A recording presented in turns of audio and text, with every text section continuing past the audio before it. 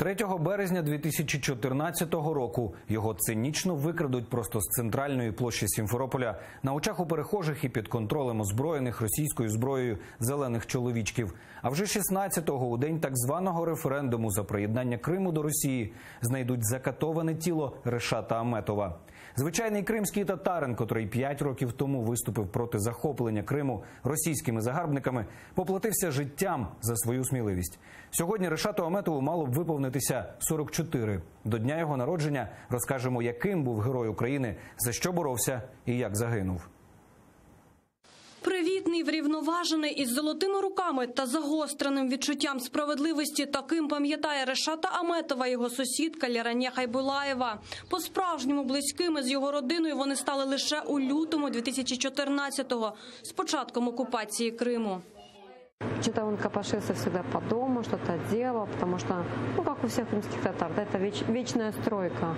Он штукатурил. Если у нас появлялись на нашей улице журналисты и так далее, то явно герой сюжета Решат. Почему? Потому что вот у него такая вот была заложена мега чувство справедливости, да, просто гиперболизированное чувство справедливости, потому что почему там, не знаю, жители садового товарищества должны платить какие-то вот лишние деньги за вот то, что, за землю, где они, за которые за участок заплатили.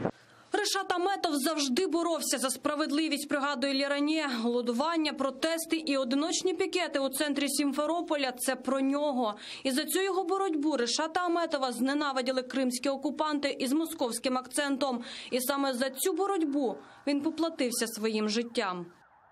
3 марта утром рано он ушел. 18 марта Путин подписал вхождение Крыма в Российскую Федерацию. 16 марта его нашли, и 18 марта были его похороны. Трагедия одной семьи стала трагедией всего народа, да, и образ ненасильственной борьбы, она вся в Решате. 3 березня 2014-го над Радою міністрів Криму у Сімферополі вже майорить російський триколор, а поруч розгулюють озброєні зелені чоловічки. З одиночним пікетом сюди приходить Решат Аметов. На цих кадрах його востаннє бачать живим. На очах у перехожих 3 міцних чоловіків заштовхують Решата Аметова у темно-синій легковик і відвозять у невідомому напрямку. Через 2 тижні у лісі знайдуть його понівечене тіло. Прощатися із ним прийшли кілька сотень кримських татар. Він вважав себе звичайною людиною, розповідає старший брат Решата Аметова Рефат. Героєм його називали інші. Завжди рішучий, в дитинстві Решат був добрим і сором'язливим хлопчиком. У лютому 2014-го, за кілька тижнів до зникнення, Решат скаже братові: час виходити на площу.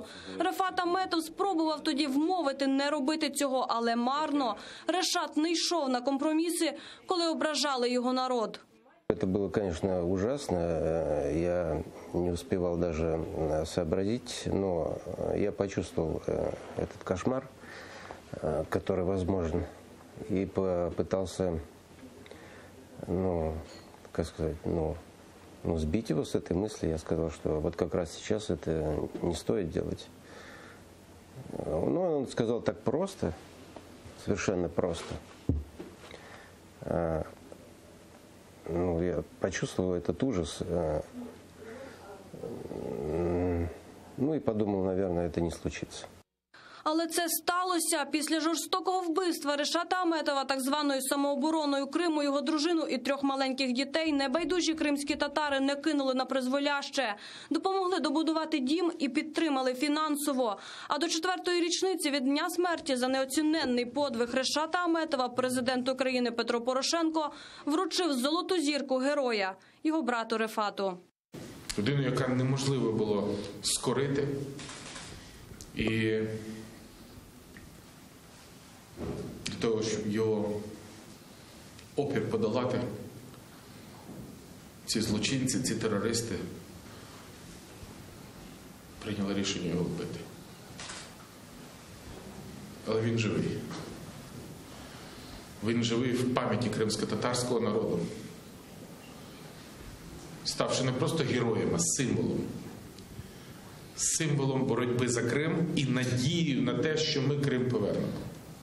Сьогодні герою України Решату Аметову могло б виповнитися 44. На день народження в його домі завжди було багато гостей. Тепер, цього дня, вже 4-й рік поспіль, усі, хто знав Решата Аметова, вшановують його пам'ять. Пам'ять першої жертви окупації Криму. Тетяна Солій, Заман, АТР.